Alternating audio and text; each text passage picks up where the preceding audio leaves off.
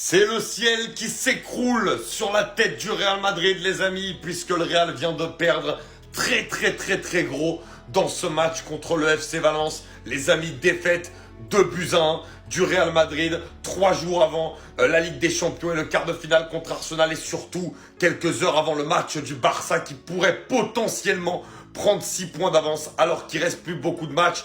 Le Real a peut-être perdu le titre, et surtout que le score, la physionomie du match a fait en sorte que les joueurs du Real, les joueurs majeurs, jouent encore 90 minutes alors qu'ils ont joué une prolongation il y a 4 jours contre la Real Sociedad, et alors que se profile un match contre Arsenal, on sent énormément de fatigue dans les automatismes. Et encore une fois, comme on l'a dit, qu'est-ce que c'est pauvre dans le jeu, qu'est-ce que c'est difficile dans le jeu. Et c'est vrai que malgré ça, les exploits individuels des attaquants arrivent à sauver le Real depuis le début de la saison. Mais là, Leganés la semaine dernière, tu te sauves à la fin. Sociedad, tu te sauves en prolongation. Là, contre Valence, tu n'arrives pas à te sauver sur la fin du match. Et contre des équipes qui collectivement vont être beaucoup plus fortes, ce qui va être le cas d'Arsenal, ça risque d'être beaucoup plus difficile. Très franchement, le Real Madrid, il y a de quoi s'inquiéter parce que collectivement, c'est très faible. On va en parler dans une autre vidéo.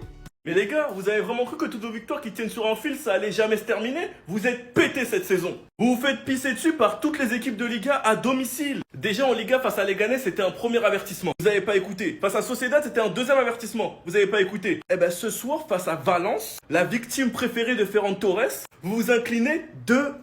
La honte. Miskin Abdé, il allait voir ça de ses yeux. Abdé, il a vu ça de ses yeux, Miskin.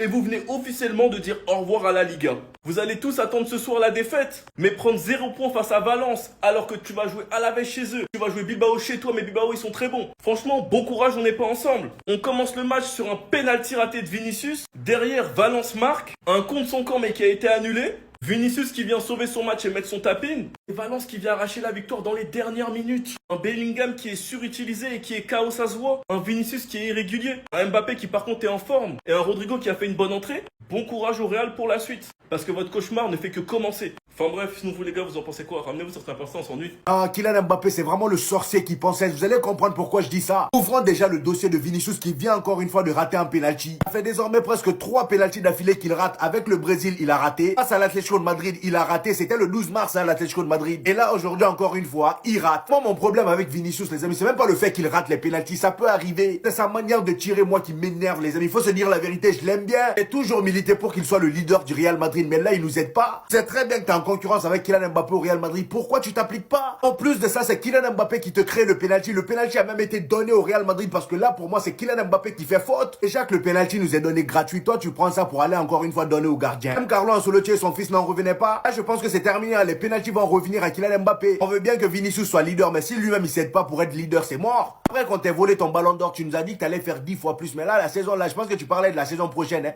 Parce que là, ce que je vois là, c'est 10 fois moins. Malheureusement pour Vinicius au Brésil, Rafinha va lui passer devant. Et au Real Madrid, Kylian Mbappé va lui passer devant. Même si ça fait mal de l'admettre, les amis, il faut quand même reconnaître que Vinicius, en termes de penalty, c'est léger. Il tire très mal. Si c'est pas pour donner à Pesquet, c'est pour donner au gardien. Après le départ de Karim Benzema, il est devenu le tireur par défaut du Real Madrid. C'est juste parce que voilà, il n'y avait pas un grand leader devant pour prendre ces penalties là. Là où on voit que ce gars-là, c'est vraiment un sorcier. Dites-vous que depuis son arrivée au Real Madrid, les 3 penalties qu'il a créés lui-même et que quelqu'un d'autre a tiré à sa place, ils ont raté. En gros, s'il crée un penalty, donnez pas à quelqu'un d'autre. C'est soit il tire, il marque, ou si quelqu'un d'autre tire, il rate.